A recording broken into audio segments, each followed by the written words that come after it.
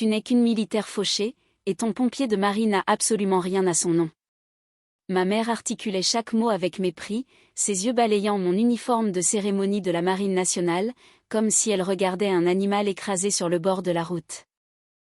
Elle s'est penchée par-dessus la table, a arraché l'invitation aux bordures dorées de mes mains, et a écrasé son talon aiguille dessus, comme si ce bout de papier portait une maladie. Isabella va épouser un milliardaire de la défense. Demain, des centaines de grands patrons seront présents, a-t-elle sifflé, le menton levé vers le ciel. Je ne peux pas les laisser voir, que la mariée d'un milliardaire a une petite sœur miséreuse, qui vit d'un modeste salaire de l'État. Ta pauvreté va salir l'image de cette famille. Reste chez toi. Je suis restée plantée là, serrant les dents si fort, que j'ai senti un goût de métal au fond de ma gorge. La trahison de ma propre mère m'a transpercé la poitrine, avec bien plus de brutalité que n'importe quel combat que j'avais pu mener. J'ai boutonné mon manteau, j'ai pris la main rugueuse de mon mari, et j'ai franchi cette porte, acceptant l'exil. Mais elle n'en avait aucune idée. 3 heures après le début de ce mariage à 1 million d'euros, 12 agents gouvernementaux lourdement équipés ont brisé le silence, verrouillant chaque issue de ma maison. L'agent en chef s'est avancé sur mon porche, et a prononcé des mots qui ont tout changé. L'Élysée sait qui vous êtes, lieutenant. Mais avant de vous expliquer pourquoi, cette nuit-là a été la seule de toute ma vie, où leur masque de la haute société a été réduit en poussière, et qui a dû en payer le prix. N'oubliez pas de cliquer sur le bouton j'aime, de vous abonner à cette chaîne, et restez bien jusqu'à la fin. Car ce qui s'est passé ensuite, absolument personne dans ma famille ne l'avait vu venir. Laissez-moi vous ramener là où tout a commencé. Ce matin-là, ma mère a claqué une épaisse liste d'invités sur la table en chêne, assez fort pour faire trembler l'argenterie. Le bout de ses ongles, peints en rouge carmin, glissait sur des noms que je reconnaissais, pour les avoir vus en couverture du magazine Challenge. Ses yeux se sont posés sur mon uniforme militaire, et ses narines se sont pincées, comme si elle avait senti une odeur de pourriture dans les murs. Sans le moindre avertissement, elle s'est jetée en avant, et m'a arraché l'invitation aux feuilles d'or des mains. La carte est tombée face contre terre, sur le tapis persan importé. Puis, elle a fait une chose que je n'oublierai jamais. Elle a levé le talon pointu de son escarpin, et l'a enfoncé directement au centre de cette invitation. Un mouvement lent, et délibéré. Le message était dicté par un pur mépris: ta place, la tienne, et celle de ton mari, sera toujours sous ma chaussure. Je n'ai pas crié, je n'ai pas frappé du poing sur la table. Le réflexe de combat d'un officier de carrière a pris le dessus avant toute autre chose. J'ai pris une grande inspiration, j'ai bloqué l'air pendant 4 secondes, puis j'ai expiré en 4 secondes. Mes yeux, désormais froids et tranchants, ont glissé vers le canapé en cuir. Isabella, ma sœur aînée, qui partageait pourtant le même sang que moi, était assise là, passant négligemment une lime à ongles en diamant sur son index. Le coin de sa lèvre s'est retroussé, dans un demi-sourire d'approbation silencieuse. Elle n'avait pas besoin de dire un mot. Ce petit sourire en coin, c'était sa signature sur mon avis d'expulsion. À mes côtés, David était immobile. Ses mains, massives, couturées de cicatrices, rendues calleuses par des années passées à tenir des lances à incendie et à secourir des inconnus dans des bâtiments en flammes, se sont crispées sur l'accoudoir, jusqu'à ce que ses jointures deviennent toutes blanches. Le silence dans cette pièce était plus lourd que la pression de l'air avant une détonation. Ma mère n'a pas laissé le silence s'installer. Elle a enfoncé une autre lame empoisonnée. Un doigt, couvert de bagues en diamant, a pointé les décorations sur ma poitrine. Ta sœur s'est affamée pour mériter sa place dans ce monde. Ne t'avise pas d'utiliser ton petit badge de soldat fauché pour mendier l'attention des relations de Richard. Chaque syllabe tranchait comme un rasoir. Elle essayait d'effacer une vérité, qu'elle ne pouvait se permettre de révéler à personne, ma prime de risque, que j'envoyais à la maison depuis les zones de conflit. Cet argent, gagné pendant que les explosions faisaient trembler la terre sous mon casque, avait été discrètement détourné, pour acheter à Isabella son premier sac de créateur. Celui-là même, qu'elle avait utilisé comme appât pour ferrer un milliardaire. C'en était assez. J'ai repoussé la chaise, et je me suis levée de toute ma hauteur, avec la posture d'un soldat posant le pied sur un champ de bataille. Je me suis penchée, et j'ai refermé le bouton en laiton de mon manteau, qui s'était détaché. Puis, j'ai regardé ma mère droit dans les yeux, en utilisant une voix aussi froide que l'acier, sans gaspiller le moindre souffle. Tu as raison, mère. J'ai soutenu son regard sans ciller. Ma carte d'identité militaire, et les cicatrices de brûlure qui couvrent le corps de mon mari, ont une valeur bien plus permanente, que le moindre morceau de papier de cette invitation minable. Félicitations pour ta victoire. Je me suis penchée, j'ai pris la main rugueuse de David, et nous sommes sortis. Le verrou de la porte a claqué derrière nous, un bruit métallique sec, qui a rompu toute illusion restante, concernant cette chose qu'ils appelaient encore une famille. David n'a pas dit un mot avant que nous n'atteignions l'allée. Il a ouvert la portière de mon 4x4, a attendu que je monte, puis a contourné le véhicule pour s'installer au volant. Sa mâchoire était toujours contractée. Le tendon, sur le côté gauche de son cou, battait si fort qu'on pouvait le voir depuis l'autre côté de l'habitacle. Il a tourné la clé. Le moteur de la vieille voiture a toussé, s'est lancé, a toussé de nouveau, puis a démarré. Le pot d'échappement a cliqueté contre son support rouillé, un son que je connaissais mieux que n'importe quelle cadence militaire. « Ça va » a-t-il demandé. 2 mots. C'était tout David, un homme qui communiquait plus de choses en un seul signe de tête, que la plupart des gens en une heure. Je n'ai pas répondu. Mes yeux avaient glissé vers ses mains sur le volant, des mains couvertes d'épaisses crêtes blanches de tissu cicatriciel, dues à des brûlures au 3e degré, récoltées 2 ans plus tôt, lors d'un violent incendie dans la banlieue parisienne. L'appel était tombé à 3 heures du matin. Une famille de 5 personnes piégées au 1er étage, les flammes dévorant la cage d'escalier. David était monté seul, lorsque la bouteille d'oxygène de son partenaire avait connu une défaillance. Il avait trouvé une petite fille de 4 ans sous un lit, inconsciente, et l'avait soulevée à 2 bras. Les solives du plafond avaient cédé en haut des marches. Des poutres enflammées étaient tombées sur ses 2 avant-bras. Il avait senti la chaleur extrême lui brûler la peau, à travers le tissu de ses gants. Mais il n'avait jamais lâché cet enfant. Il avait descendu 14 marches d'un escalier en feu, avec un plafond qui s'effondrait sur ses épaules, avait remis la fillette au secours sur la pelouse, puis s'était évanoui sur l'herbe. Les chirurgiens avaient passé 11 heures à lui greffer de la peau, prélevée sur ses cuisses, pour réparer ses mains et ses avant-bras.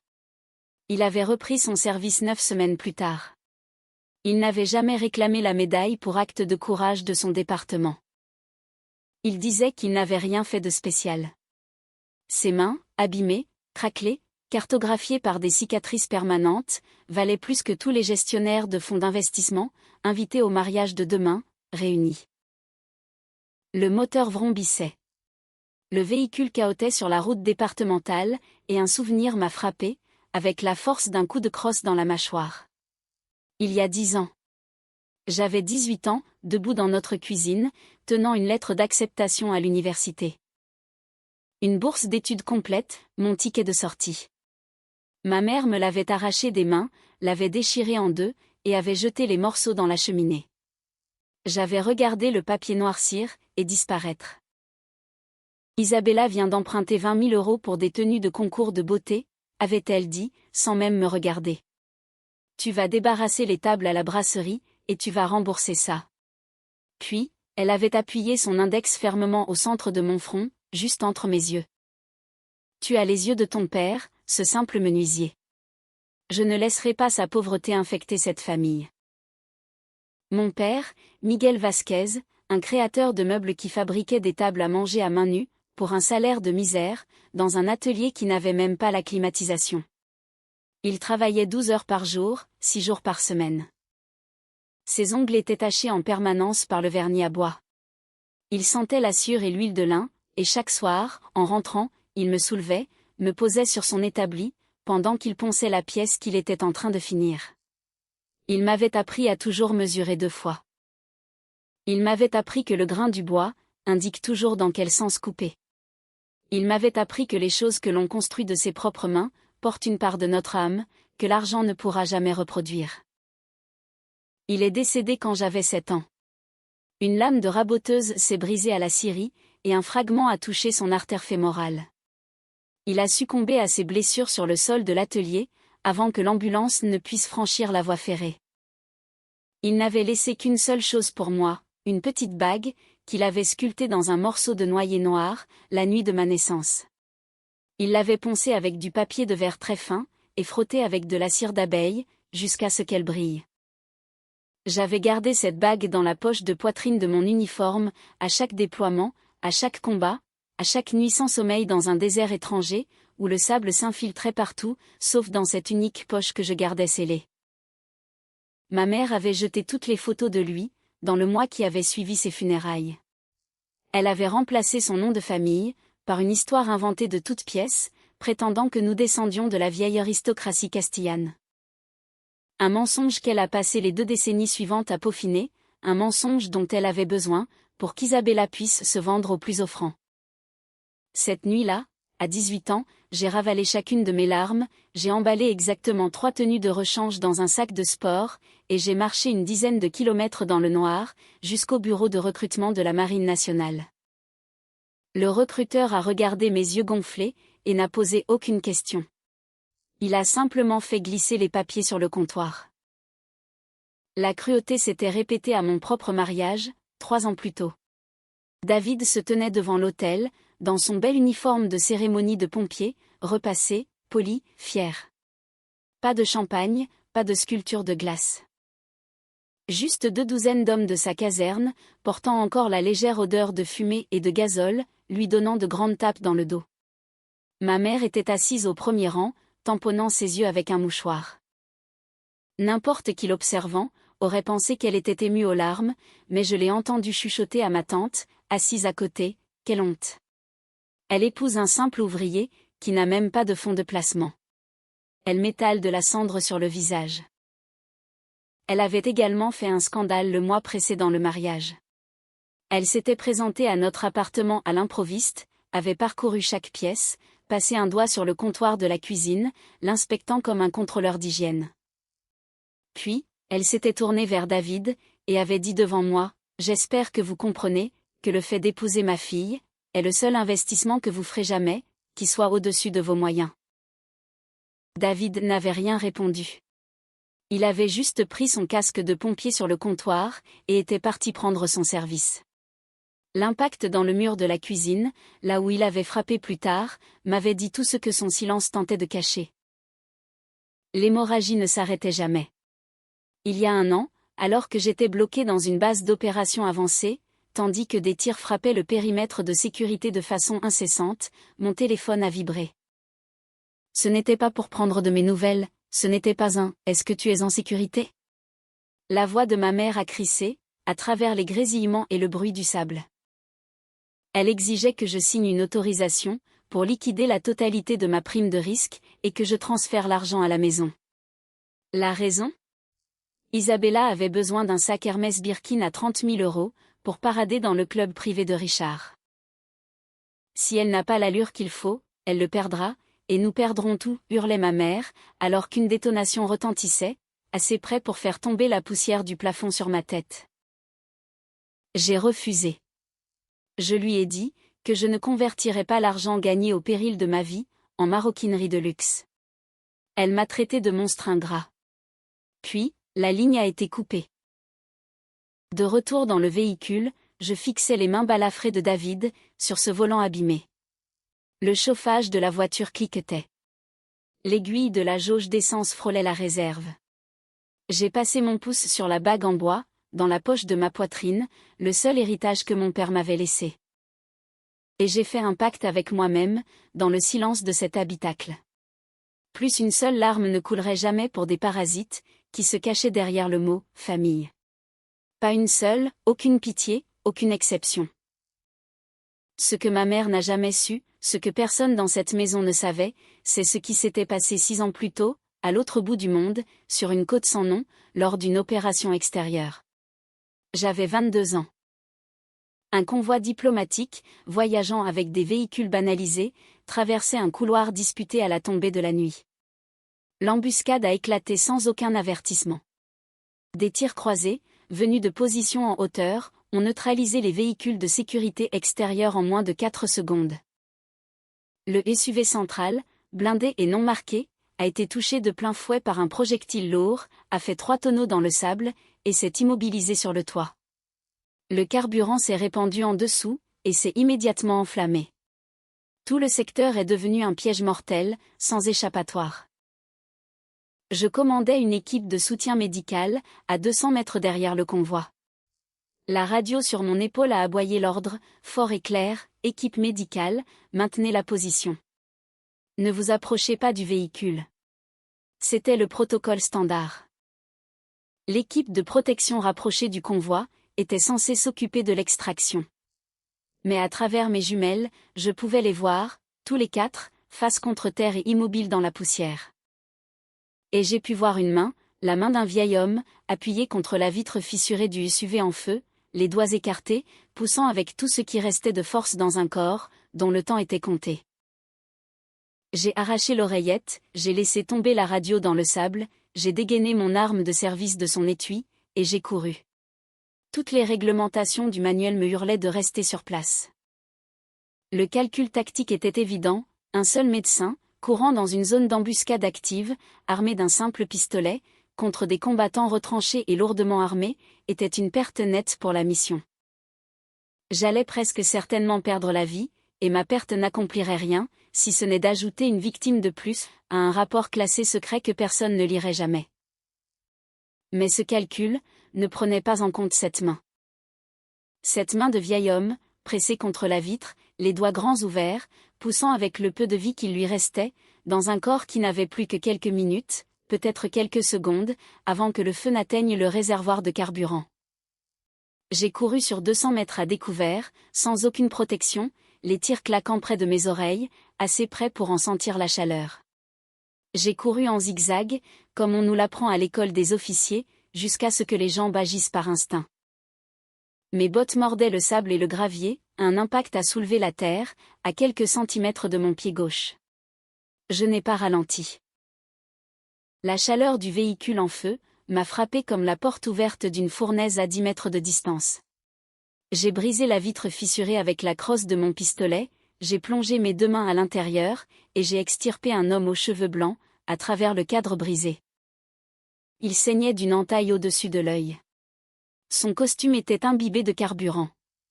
Une charge a explosé à 10 mètres sur notre droite. L'onde de choc nous a plaqués tous les deux dans le sable. Je me suis roulé sur lui, couvrant son corps avec le mien. Un éclat métallique m'a violemment heurté l'épaule gauche, laissant une profonde blessure. Je pouvais sentir la chaleur de mon propre sang, tremper ma chemise. Pendant les 4 heures qui ont suivi, je suis resté allongé sur cet homme, dans un creux peu profond du sable, pressant ma paume nue contre une blessure à son cou, pour l'empêcher de perdre connaissance et de succomber. Je comptais son pouls avec mes doigts. Je lui parlais pour le maintenir éveillé. J'ai refusé de le lâcher, lorsque la 2e vague de tirs a balayé la zone.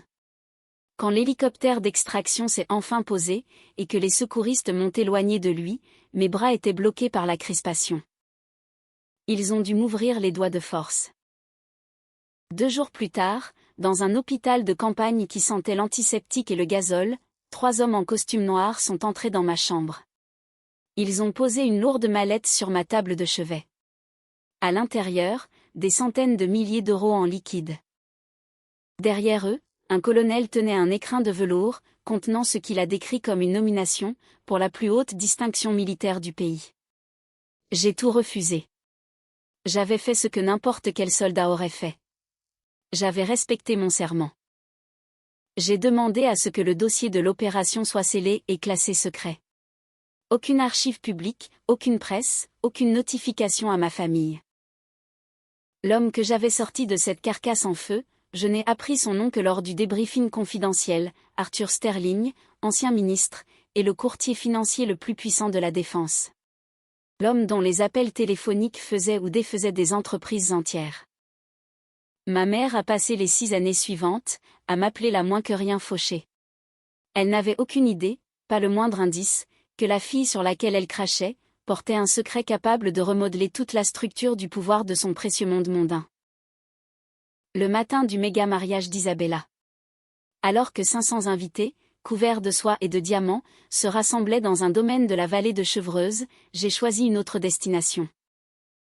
J'ai enfilé mon uniforme de la marine, je suis monté seul dans ma voiture, et j'ai conduit jusqu'au cimetière militaire national.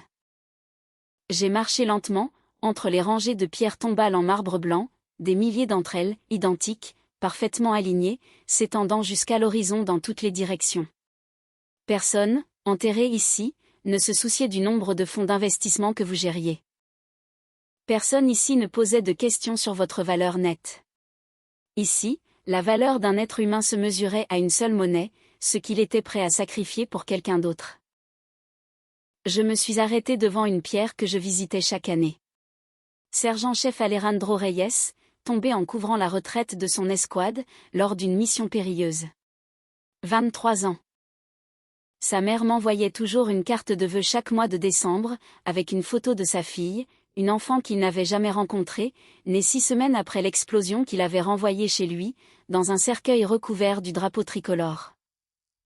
Je me suis agenouillé, j'ai balayé une feuille morte à la base de la pierre, et j'ai pressé 2 doigts contre les lettres gravées de son nom. Le marbre froid. C'est ce que l'on ressent quand on touche le sacrifice. Ce n'est ni chaud, ni doux, ni emballé dans un ruban, c'est juste froid, permanent, et plus lourd que tout ce qu'un civil ne tiendra jamais entre ses mains. Derrière moi, une canne en bois a tapé contre l'allée goudronnée. Je n'ai pas eu besoin de me retourner. Major Robert Dawson, retraité, 68 ans, le visage quadrillé de cicatrices après 3 décennies de déploiement, le bras gauche remplacé par une prothèse en titane après avoir sauté sur un engin explosif, s'est avancé à mes côtés. Il ne m'a pas regardé. Ses yeux sont restés fixés sur le drapeau, qui claquait au vent au-dessus du cimetière. Il venait ici tous les mardis matins, depuis 11 ans. Sous la pluie, la neige, ou sous une chaleur caniculaire. Il ne ratait jamais un jour. Votre posture est parfaitement réglementaire, lieutenant, a croassé Dawson, sa voix épaissie par des décennies de poudre à canon et de café noir.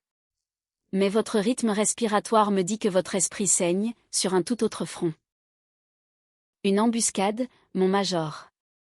Tendu par ma propre mère. Les mots sont sortis plats, comme un rapport de terrain. Dawson a frappé sa canne fermement dans l'herbe.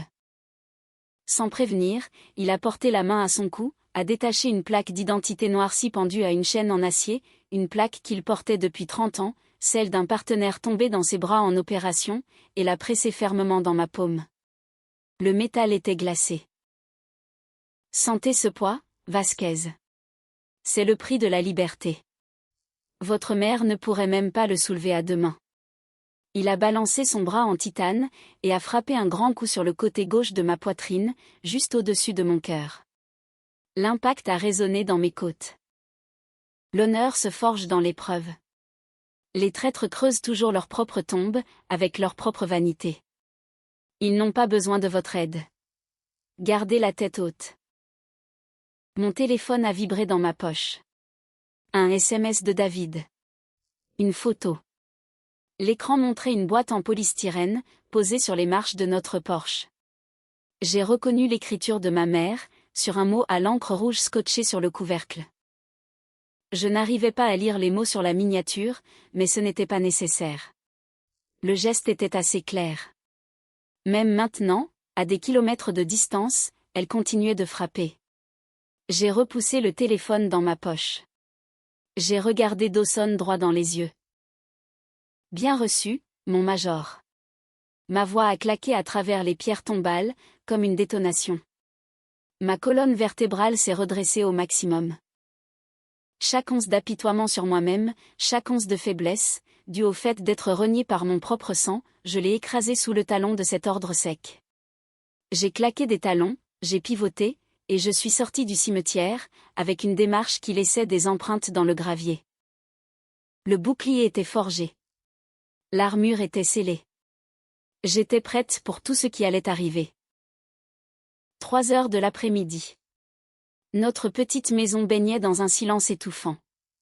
La télévision était allumée sur une chaîne d'information, diffusant en direct le mariage au domaine. Les drones caméras survolaient les jardins méticuleusement entretenus. Isabella flottait dans le cadre, vêtue d'une robe incrustée de ce que le commentateur décrivait, avec admiration, comme étant 400 diamants cousus main. Ma mère gravitait autour des tables VIP, inclinant la tête et remplissant les verres de vin, pour des hommes qui géraient plus d'argent que certains États. J'étais assise à la table de notre cuisine, mon pistolet de service démonté en 11 pièces, sur une toile huilée. Un par un, je nettoyais chaque composant. Le canon, la culasse, le ressort de rappel, la tige de guidage. Le cliquetis sec et précis des pièces en acier contre la table coupait le silence comme un métronome, battant à contre-courant du quatuor à cordes qui jouait sur l'écran de télévision. Deux mondes existant au même instant. Le leur, des flûtes à champagne accrochant la lumière des lustres, une pièce montée à 5 étages roulée sur un chariot doré, ma mère faisant la bise à des femmes dont la fortune dépassait le PIB de petits pays. Le mien, de l'huile d'arme sur une nappe en plastique, un robinet de cuisine qui fuyait toutes les 9 secondes, et l'odeur lointaine du dernier incendie que David avait combattu, s'accrochant encore à sa veste d'intervention près de la porte. La caméra est passée sur un plan large de la cérémonie elle-même. Isabella se tenait sous une arche de rose blanche, qui devait coûter plus cher que le crédit de notre maison. Richard, grand, la mâchoire carrée, le genre de bronzage qu'on n'obtient que sur des yachts, lui a glissé la bague au doigt. Ma mère se tenait au 2e rang, les mains jointes sur sa poitrine, rayonnante, comme les mères sont censées rayonner au mariage de leur fille. Elle n'avait pas fait cette tête au mien. Au mien, elle avait pleuré dans un mouchoir, et chuchoté des insultes à quiconque voulait bien l'écouter. J'ai remis la culasse en place, j'ai engagé le chargeur, et j'ai posé l'arme. Un coup brutal a fait trembler la porte d'entrée. David, toujours dans son pantalon d'intervention, suite à un feu de structure le matin même, s'est levé et a ouvert. Un chauffeur privé, portant une casquette noire, se tenait sur le porche. Sans un mot, l'homme a déposé une boîte isotherme en polystyrène blanc, sur la marche en béton, et a tourné les talons. David l'a ramassé. Sur le couvercle, un mot manuscrit à l'encre rouge. J'ai regardé ses yeux parcourir les mots. Sa mâchoire s'est lentement élargie, le muscle masséter gonflant, jusqu'à ce que des veines saillent sur la peau de son cou. Il a lu à voix haute, d'un ton plat. Ceci est un reste de soupe d'aileron de requin, du traiteur 5 étoiles. Je l'envoie pour que ton pompier de Marie Fauché puisse goûter à ce que mangent les riches. Garde le silence, et reste dans ton trou à rats. La signature de ma mère, ce M, cursif et dramatique, barrait le bas de la page. David a fixé le mot pendant 3 secondes. Puis il l'a refermé. Il a pris la boîte, un récipient contenant de la nourriture qui coûtait probablement plus cher que nos courses pour un mois, s'est dirigé calmement vers le côté de la maison, a soulevé le couvercle de notre poubelle en fer rouillé, et l'a jeté à l'intérieur. Le couvercle a claqué, avec un bruit ressemblant au marteau d'un juge. Il est rentré, s'est assis à côté de moi, a pris un chiffon propre, et a commencé à m'aider à essuyer le canon de mon arme. Aucun de nous n'a prononcé un mot. Il n'y avait rien à dire. La dignité n'est pas quelque chose qu'on peut acheter avec les restes de la table d'un homme riche. Et ce n'est certainement pas quelque chose que l'on peut tuer, avec un mot écrit à l'encre rouge. Nous sommes restés ainsi pendant 20 minutes. De l'huile et du silence. Puis, le signal de la télévision s'est brouillé, se transformant en grésillement. Exactement au même moment, une profonde vibration a traversé le sol. Le grondement incomparable de moteurs ultra-puissants, de multiples véhicules se rapprochant sur l'asphalte à l'extérieur. La pression de l'air dans la pièce a semblé chuter. Ce n'était pas le pick-up d'un voisin. C'était le son parfaitement coordonné, d'un convoi d'intervention tactique. David a bondi sur ses pieds. Il a traversé la pièce en 2 enjambées, a écarté le rideau avec 2 doigts, et a regardé dehors. La couleur a quitté son visage en 1 seconde. Véronica. Sa voix est descendue dans un registre, que je ne l'avais entendu utiliser qu'à l'intérieur de bâtiments en feu. Je ne pense pas qu'il soit là pour une descente antidrogue. Il vise directement notre porte d'entrée. Je suis sortie sur le porche, les mains détendues le long du corps. 4 gros SUV noirs, avec des plaques d'immatriculation gouvernementale, avaient crissé des pneus pour se mettre en position, formant un blocus en V, qui condamnait toutes les issues de notre propriété. 12 hommes, grands, les épaules larges, en costume noir, lunettes de soleil miroir, oreillettes discrètes, sont sortis à l'unisson, comme une machine à 24 jambes. Leurs mains droites planaient près de leurs hanches, le bout des doigts effleurant des étuis d'armes dissimulés. Ce n'était pas la police municipale, ni la gendarmerie. Chaque détail, la formation, les plaques, la posture, hurlait une seule chose, sécurité de l'État. J'ai croisé les mains dans le dos, en position de repos, et je les ai regardés approcher. Ma respiration était régulière, 4 secondes d'inspiration, 4 secondes de blocage, 4 secondes d'expiration. L'entraînement se moque bien de savoir, si vous faites face à des tirs ennemis, ou à un mur de costumes gouvernementaux. L'agent de tête a quitté la formation, et a marché droit vers moi. Il avait une fine cicatrice blanche, qui partait du coin de son œil gauche, pour descendre jusqu'à sa mâchoire. Le genre de cicatrice qui vient d'un combat au corps à corps, pas d'un accident de rasage. Il s'est arrêté à exactement 2 pas des marches du Porsche. Lieutenant Véronica Vasquez. Sa voix était un câble d'acier, tendu à l'extrême. Aucune place pour la négociation dans ce ton. Exact. J'ai verrouillé mon regard sur ses pupilles, et j'ai tenu bon. Il a fait un seul signe de tête. L'État sait qui vous êtes, lieutenant. Un VIP très spécial a exigé votre présence immédiate, à un événement actuellement en cours. Il a sorti un étui en cuir noir de sa poche intérieure, et l'a tenu ouvert à hauteur de poitrine. Le sceau officiel de l'État a accroché la lumière du Porsche, envoyant un éclair dans mes yeux. J'ai plissé les yeux. Le timing était la faille dans toute cette logique. Des unités tactiques du gouvernement se pointant chez moi, le même après-midi qu'un mariage mondain, auquel on m'avait interdit d'assister. C'était soit une coïncidence spectaculaire, soit un fil conducteur que je n'avais pas encore vu. Je n'ai pas bougé. L'agent en chef a lu mon hésitation. Il a fait un pas de plus, a soulevé calmement le bord de sa veste de costume, pour révéler la crosse noire mate d'un Glock dans son étui, et a baissé la voix à une fréquence, uniquement destinée à mes oreilles. Opération de nom de code Aube méditerranéenne. 6 ans de données gelées, classifiées et enfouies, ont explosé dans mon crâne comme une grenade assourdissante.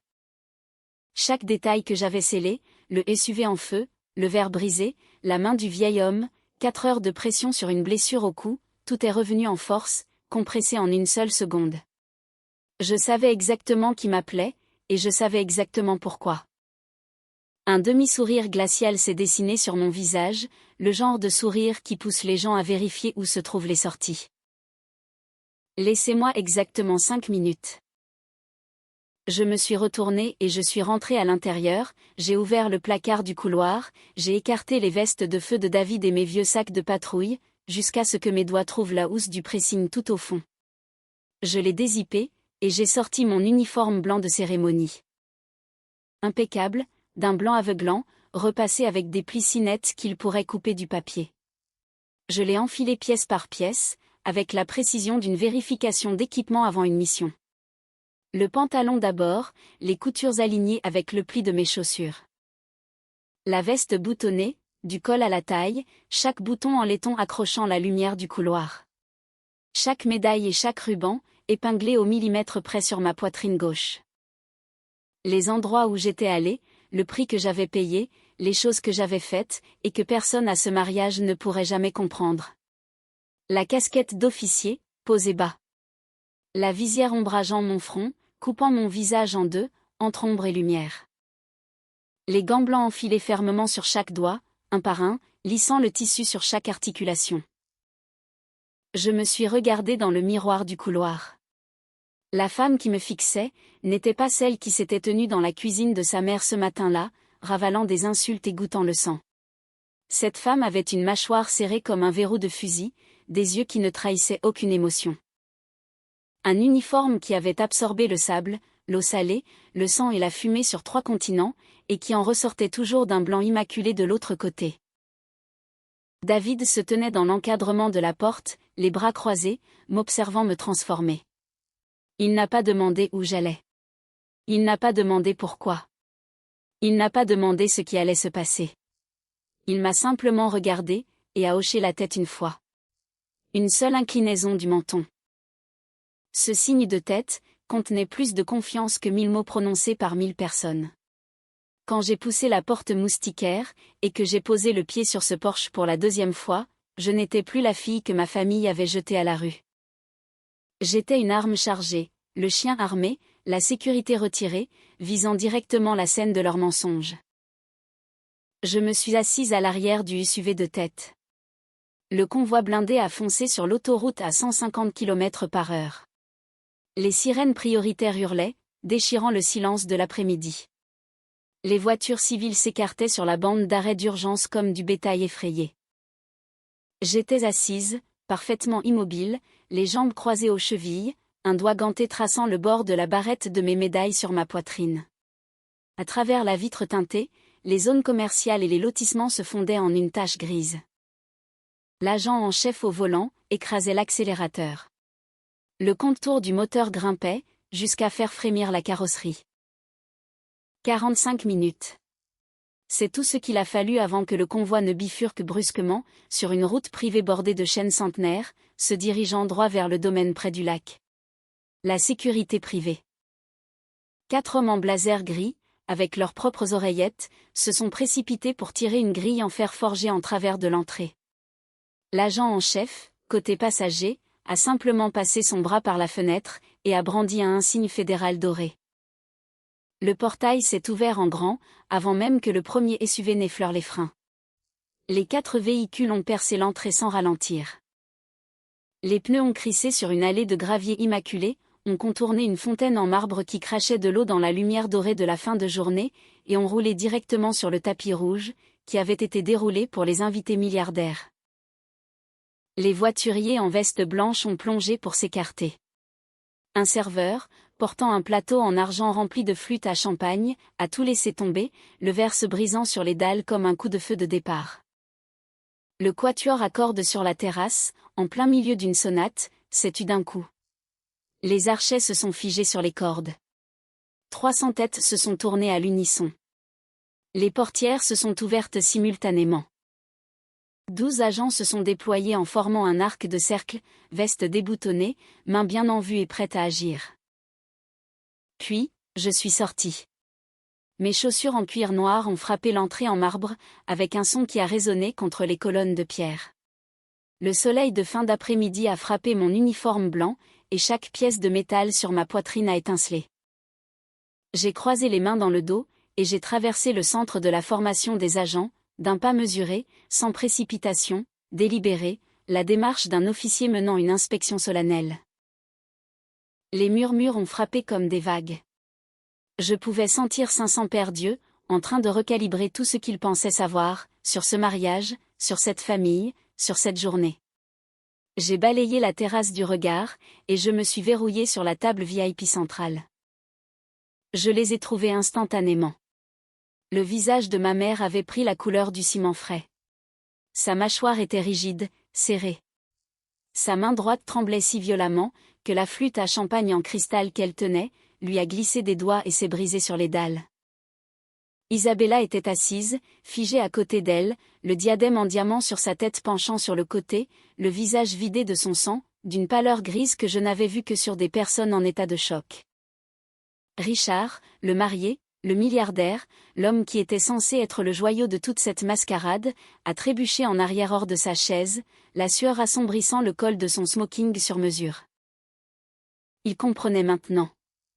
La mendiante qu'ils avaient humiliée, avec des restes de soupe et un mot écrit à l'encre rouge. La moins que rien qu'ils avaient banni de leur royaume, venait de rentrer, avec une armée capable de démanteler tout ce qu'ils avaient construit. La foule de milliardaires s'est séparée en deux, comme un rideau que l'on tire. Ils ont fait place, respectueusement, instinctivement, à un homme aux cheveux blancs, qui s'avançait lentement à travers l'ouverture. Arthur Sterling, ancien ministre, l'homme dont on chuchotait à la défense qu'il était le parrain de la finance. Un seul coup de fil de sa part pouvait geler des lignes de crédit, annuler des fusions, et détourner des fleuves entiers de capitaux.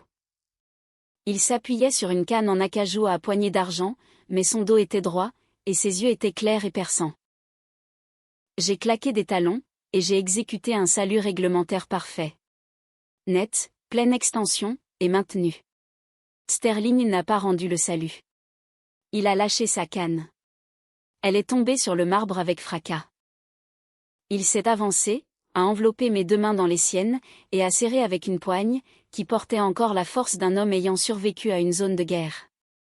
Sa voix, grave, chaleureuse, et assez forte pour que toutes les personnes à portée puissent l'entendre, a résonné sur la terrasse.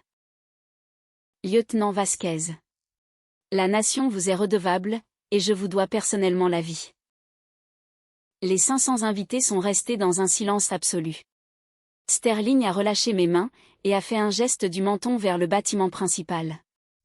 Les agents ont bougé sans dire un mot, escortant ma mère, Isabella, et Richard, à travers de grandes portes-fenêtres, vers un salon VIP privé. Les portes se sont fermées. Sterling a traversé la pièce en 4 lourdes enjambées, a planté sa canne sur le parquet, et s'est tourné vers ma mère, avec une voix capable de décaper la peinture d'un navire de guerre. Cet après-midi, vous m'avez dit en face, qu'elle était déployée sur une mission classifiée, et qu'elle ne pouvait pas assister au mariage. Vous avez banni mon sauveur de ce domaine. Il s'est penché en avant sur sa canne, les jointures blanches. Vous m'avez menti.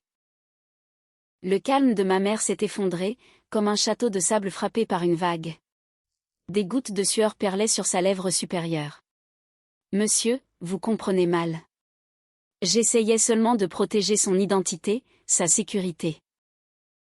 Sterling a frappé sa canne contre le sol si fort, qu'il en a fendu un carreau. Taisez-vous. Les mots sont sortis très bas, contrôlés, et 10 fois plus terrifiants qu'un hurlement. Pensiez-vous que je ne découvrirais pas, que vous avez hypothéqué votre propre maison auprès d'usuriers? Que vous avez créé de toutes pièces un déguisement de femme mondaine à votre fille aînée, pour tromper cet homme? Il a pointé sa canne vers Richard, comme une baïonnette plantée dans un mariage fondé sur la fraude. La pièce était sous vide. Personne ne respirait. Richard s'est tourné lentement vers Isabella. L'expression sur son visage n'était pas de la colère. C'était la répulsion spécifique d'un homme, qui vient de réaliser qu'il dort à côté d'une parfaite inconnue. La bouche d'Isabella s'est ouverte, mais aucun son n'en est sorti. Son rouge à lèvres parfait tremblait. Sterling a reculé, s'est redressé de toute sa hauteur, et a tendu le bras vers moi, la paume ouverte, comme un procureur présentant sa pièce à conviction finale à un jury. Il y a 6 ans, en Méditerranée, mon convoi diplomatique a été pris dans une embuscade. Toute mon équipe de sécurité est tombée. Mon véhicule était en feu, et j'étais pris au piège à l'intérieur. Sa voix portait le poids d'un homme, qui avait repassé ce moment chaque nuit depuis. Cette femme, le lieutenant Veronica Vasquez, a désobéi à un ordre direct de maintenir la position. Elle a sprinté sur 200 mètres, sous des tirs nourris. Elle a brisé ma vitre avec un pistolet, m'a traîné hors d'un véhicule en flammes, et a protégé mon corps du souffle d'une explosion, avec sa propre chair, pendant 4 heures d'affilée. Il a fait une pause, laissant les mots peser. Elle a refusé chaque centime d'argent en guise de récompense. Elle a demandé à ce que son dossier soit classé secret. Elle n'en a jamais parlé à personne. Les jambes de Richard ont lâché. Il a attrapé le dossier d'une chaise, et s'est effondré dessus, fixant le sol. L'équation venait de se recalculer dans sa tête, avec une clarté dévastatrice. La famille de sa femme, cette famille qui s'était présentée comme une vieille aristocratie, la famille dont la mère lui avait personnellement assuré qu'elle venait d'une richesse générationnelle, avait monté une arnaque. La garde-robe de créateur d'Isabella, les relations mondaines, les galas de charité, les histoires sur des fonds fiduciaires européens. Tout cela était un échafaudage, construit sur de l'argent volé à des primes de combat, et de l'argent emprunté à des usuriers. Et la femme sur laquelle ils avaient craché, celle qu'ils avaient appelée une moins que rien, celle à qui ils avaient envoyé des restes de soupe, avec un mot traitant son mari de rat. Cette femme-là, avait sorti de ses mains nues l'homme le plus puissant de la sphère financière de Richard, d'un véhicule en feu, et n'avait jamais demandé un centime. Isabella a ouvert la bouche, a essayé de parler, a réussi à prononcer 3 syllabes, de quelque chose qui aurait pu être le nom de Richard, puis sa voix s'est brisée. Elle a regardé ma mère. Ma mère a regardé le sol. Aucune des deux n'avait plus le moindre mot à dire. Chaque syllabe de leur vocabulaire avait été construite pour un monde qui n'existait plus. Sterling n'a laissé à personne le temps de se remettre. Il a attrapé mon bras, sa prise ferme, sa main portant encore les tremblements de l'adrénaline, et m'a ramené par les portes-fenêtres dans le hall principal. Il a marché droit vers l'estrade, a arraché le micro des mains du chef d'orchestre perplexe, et a laissé sa voix exploser, devant 500 visages stupéfaits. Le monde de la finance, vous savez mettre un prix sur n'importe quoi. Les actions, les matières premières, l'immobilier, les êtres humains. Il a laissé cette dernière phrase flotter dans l'air comme de la fumée. Mais vous ne pourrez jamais, pas dans 1000 ans, rassembler assez de capitaux pour acheter l'honneur et l'intégrité de ce soldat. Le lustre au-dessus de ma tête a projeté un cône de lumière blanche, directement sur mon uniforme. 500 des personnes les plus puissantes de la finance se sont levées de leur siège, dans un seul mouvement unifié. Les applaudissements n'ont pas monté graduellement. Ils ont explosé, un mur de son qui a fait trembler les verres à pied sur les tables. Je me tenais dans cette lumière, les mains croisées dans le dos, le menton droit. Je n'ai pas souri. Je n'ai pas pleuré. J'ai regardé droit devant moi, et j'ai laissé le moment s'abattre sur ma mère et ma sœur, comme un raz-de-marée de honte, qu'aucune somme d'argent empruntée ne pourrait jamais nettoyer. Ce moment-là, où chaque couche de fraude a été arrachée devant des centaines de témoins, a été une libération absolue. Si vous avez déjà eu envie de voir ceux qui construisent leur vie sur des mensonges payer le vrai prix de leur égoïsme, appuyez sur le bouton j'aime de cette vidéo, et racontez-moi votre histoire dans les commentaires. Je me suis éclipsée de la foule des poignées de main et des félicitations, et je suis sortie sur le balcon du premier étage. L'air du soir a frappé mon visage. En bas, le lac reflétait la dernière bande de lumière orange à l'horizon. Je me suis appuyée des 2 mains gantées sur la balustrade en pierre, et j'ai laissé mes poumons se gonfler, pour ce qui me semblait être la première fois depuis 12 heures. Derrière moi, le cliquetis lent de talons sur le carrelage. Hésitant, inégal. Le rythme de quelqu'un dont les jambes ne coopéraient plus avec sa propre fierté. Ma mère est apparue en premier. La femme qui tenait son menton à un angle de 45 degrés ce matin-là, qui avait écrasé son talon aiguille sur mon invitation, qui avait signé ce mot à l'encre rouge avec élégance. Elle se tenait maintenant là, les épaules rentrées, les bras enroulés autour de ses propres côtes. Le mascara coulait sur ses 2 joues, en de sombres rivières noires. Véronica. Sa voix a craqué sur la 2e syllabe. Maman avait tort. Je suis désolée. Elle s'est étranglée avec un sanglot. S'il te plaît, parle à Richard pour nous. Juste un mot. Sterling a gelé le projet. La banque réclame le remboursement du prêt. Maman va perdre la maison. J'ai tout perdu, mon bébé. Tout. Je ne me suis pas retournée. Isabella est arrivée ensuite. Elle s'est précipitée en avant, et a attrapé la manche de mon uniforme des 2 mains, les jointures blanches, le mascara étalé, le diadème disparu. Sa confession s'est déversée, dans un flot désespéré et misérable. J'ai menti à Richard. Je lui ai dit que c'était moi qui t'envoyais de l'argent. Que je finançais ta pauvre vie de militaire, parce que j'avais pitié de toi. Elle cherchait son air entre les mots. S'il découvre la vérité, que je siphonnais ta prime de risque pour construire toute cette fausse personnalité, il va nous détruire. Nous toutes. Tu dois me sauver. Je t'en supplie. Et voilà, le dernier masque arraché par ses propres mains.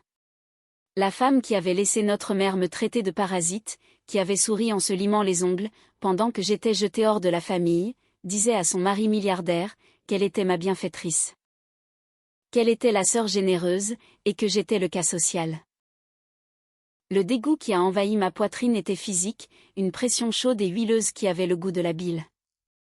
Chaque centime que j'avais gagné dans une zone de conflit, chaque euro qui venait avec la clause « vous pourriez ne pas rentrer chez vous pour le dépenser », avait été aspiré avec une paille, pour atterrir dans le dressing d'Isabella.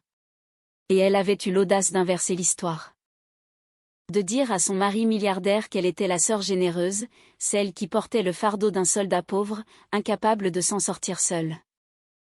Elle ne s'était pas contentée de voler mon argent, elle avait volé mon histoire, la réécrivant avec elle dans le rôle du héros, et moi dans celui de la mendiante. J'ai arraché ma manche de sa poigne, d'un seul mouvement sec. La force l'a fait trébucher en arrière sur ses talons. Elle s'est rattrapée à la rambarde en pierre, le mascara s'égouttant sur le marbre. Je me suis retournée, je leur ai fait face, et quand j'ai parlé, chaque mot est sorti compressé, cloué, tassé comme une balle logée dans une douille en laiton. Écoutez bien, toutes les deux. Vous ne pleurez pas ici parce que vous vous sentez coupable de ce que vous m'avez fait.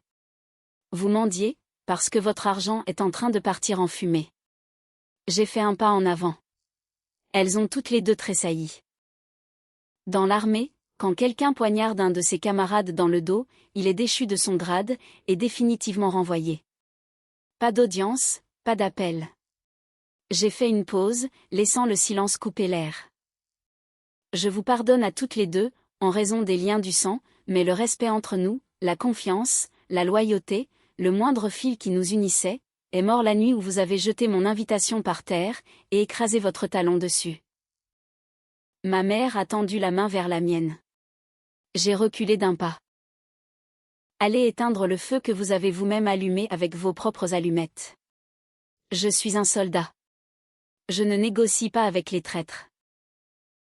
J'ai retiré mes 2 gants blancs, doigt par doigt, je les ai glissés dans ma ceinture en cuir, j'ai tourné les talons, et je me suis éloigné de ce balcon, à grandes enjambées mesurées et incassables. Le vent s'est engouffré dans le dos de ma veste, la soulevant derrière moi. Le rythme sec de mes talons sur le marbre s'est estompé dans le lointain, laissant ma mère et ma sœur, pliées en 2 sur la balustrade, sanglotant sur les ruines de ce royaume de papier, qu'elles avaient mis une vie entière à construire, et qui s'était effondré en une seule journée. Ce soir-là, j'ai décliné l'invitation de Monsieur Sterling à un dîner privé. Poliment, mais fermement, je suis montée seule dans le véhicule du gouvernement, et je suis rentrée à la petite maison, dans les quartiers populaires de la ville.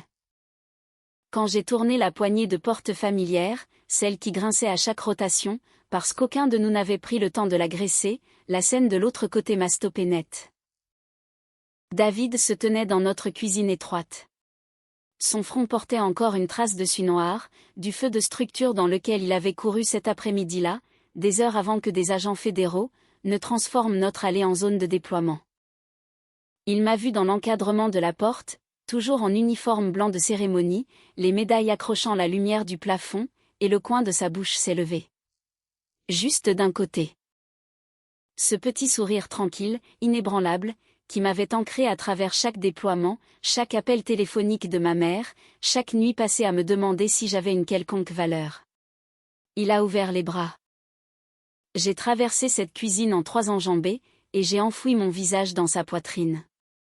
Son t-shirt sentait la fumée, cette odeur âcre et superposée, de bois carbonisé, de plastique fondu et de sueur, qui ne part jamais complètement au lavage. Il n'y avait pas de carte Black American Express cachée dans sa poche. Pas d'eau de Cologne de créateur, pas de résumé de portefeuille financier plié dans son portefeuille. Juste 2 bras qui m'ont entouré, et qui ont bloqué toutes les tempêtes, qui faisaient rage devant notre porte depuis 6 heures du matin. J'ai fermé les yeux, j'ai écouté les battements de son cœur, réguliers, calmes. Les 64 battements par minute, le pouls au repos d'un homme qui court dans des bâtiments en feu pour gagner sa vie, et qui n'en parle jamais au dîner. Et j'ai su, avec ce genre de certitude qui ne nécessite ni preuve ni argument, qu'à cette seconde exacte, debout dans une cuisine avec un robinet qui fuyait et un réfrigérateur cabossé, j'étais la femme la plus riche de la planète. Les conséquences pour les autres se sont écrites à l'encre rouge. Le lendemain matin, l'avocat de Richard a demandé le divorce et la protection des actifs. Il avait dépensé 40 millions d'euros pour un mariage construit sur de fausses références. Le contrat de mariage que son équipe juridique avait rédigé, celui qu'Isabella avait signé sans le lire, contenait une clause de fraude, enfouie à la page 19, qui s'est activée comme une mine terrestre. Elle allait repartir avec rien. Pas le Penthouse, pas les voitures, pas les lignes de crédit, rien. Elle était entrée dans ce mariage, vêtue d'un costume acheté avec de l'argent volé, et maintenant, le costume lui était saisi, ainsi que tout ce qu'il lui avait permis d'acheter. La maison de ma mère a été saisie par la banque, dans la semaine qui a suivi. Le prêt à taux exorbitants, qu'elle avait contracté auprès de prêteurs privés, pour fabriquer une identité de femme mondaine à Isabella, celle que Sterling avait exposée devant 500 témoins, est arrivée à échéance. Et il n'y avait plus personne à appeler, plus personne à saigner. Les numéros de téléphone sur lesquels elle s'était appuyée pendant des décennies, la fille qui répondait toujours, la fille qui envoyait toujours de l'argent, la fille qui encaissait toujours les coups. Ces numéros étaient désormais des lignes mortes. Elle m'envoyait des textos tous les dimanches. De longs messages imbibés de larmes, de citations religieuses et d'excuses, qui tournaient toujours autour de la même demande, parle à Sterling. Passe juste un coup de fil. Répare ça. Je n'en ai jamais ouvert un seul. J'ai fait défiler son contact, j'ai appuyé sur l'icône de blocage, et j'ai posé le téléphone face contre le comptoir. Couper une tumeur de son propre corps, surtout quand elle partage votre groupe sanguin, est la chirurgie la plus douloureuse qu'une personne puisse s'infliger. Mais c'est la seule façon pour que le corps survive. David m'a tendu une tasse de café. Noir, sans sucre. La tasse était ébréchée sur le bord. Il s'est assis en face de moi, à la table de la cuisine, cette même table où j'avais nettoyé mon arme 8 heures plus tôt, et nous avons bu en silence, regardant les premières lueurs du matin, poussées à travers la fenêtre au-dessus de l'évier. Pas de champagne, pas de quatuor à cordes, juste deux personnes qui avaient mérité, chaque centimètre carré du silence qui les entourait. La personne la plus forte en vie, n'est pas celle qui est perchée sur un trône d'argent, portant une couronne empruntée, et jugeant la valeur de tous ceux qui sont en dessous. La personne la plus forte en vie, est celle qui refuse de s'agenouiller, même quand la lame plantée dans son dos a été enfoncée là, par sa propre chair et son propre sang. L'honneur est la dernière armure qui reste debout, et la vérité sera toujours l'arme la plus brutale jamais forgée. J'ai rayé le nom de chaque traître de la liste de ma propre main, pour protéger ma dignité de soldat. Si cette histoire met assez de feu dans votre poitrine, pour tracer une ligne dure contre les personnes toxiques dans votre vie, appuyez sur ce bouton j'aime, abonnez-vous à cette chaîne, et racontez votre histoire dans les commentaires ci-dessous. Ne vous agenouillez jamais devant les manipulations de quelqu'un d'autre.